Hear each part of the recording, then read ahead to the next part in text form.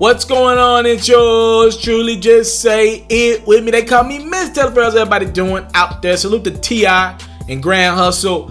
T.I. has seen some very talented artists come his way. I'm not even talking about just artists he signed, but artists that he's potentially had the possibility of signing. From Meek Mill to Travis Scott, even Iggy Azalea, these are all been successful artists. Meek Mill and Travis Scott obviously more current, but Iggy, we ain't gonna act like the fancy rapper ain't have a moment when people was comparing her to Nicki Minaj. Was it right or wrong? I'm just saying this was happening, alright?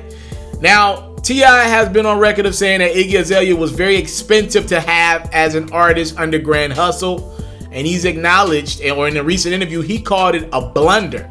Alright, having her signed to him, he's like he's got to kind of make up for that blunder that Iggy Azalea left on him as a label exec, a CEO, and all that great stuff.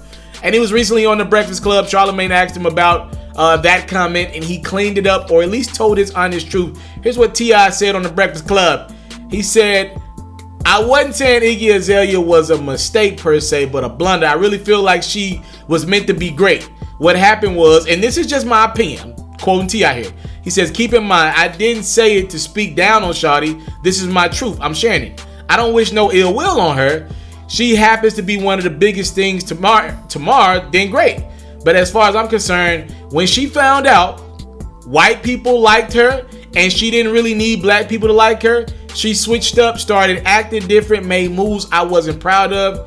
It placed my reputation in a line of fire, and she was also very arrogant about it." Again, those are the words of T.I. Clifford Harris on The Breakfast Club. Now, Iggy Azalea has responded to her former CEO on Twitter, and she said, "When will this guy shut up? The only song you were ever a part of making was 100. Thank you for that. But you were not a part of the creative or executive process on that album, which is why I've always taken issue with you trying to approximate yourself with its success. But seeing a man speak out of his asshole and blurting out one thing in public and another thing in private for years is really infuriating. Keep it pushing, sweetie, and worry about what your next life story or storyline is for Family Hustle. Please move on and speak about artists you are hopefully actually helping, and stop trying to bring me up for relevance. I don't bring your ass up. No one is asking about you. I'm trying to be nice because I genuinely have better and more interesting things happen." Again, Iggy Azalea clarified one last time, T.I. has never helped write a song for her other than 100. Check the writing credits. Says she doesn't have ghostwriters, but she does write with multiple people on songs, and she's never said anything else. She said, just look at the credits. It's public information. Again, T.I. was just answering a question that he was asked. He's not going to back away from a question, but you can obviously understand Iggy Azalea's frustration. Like, yo, this is some shit that happened years ago. I don't want to keep talking about that. Stop bringing my name up. You leave me alone, I'll leave you alone.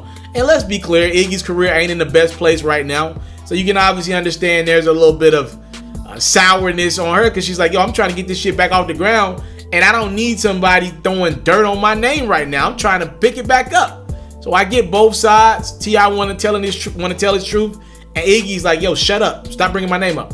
Y'all let me know what y'all think, though, in the comment box below. I thank you guys so much for the time, love, and support. I'm so fancy. Y'all like that song? No? Okay, all right. I was in Knoxville, Tennessee when the song came out. Don't judge me. I'm out. I came from nothing, but I want everything God has for me.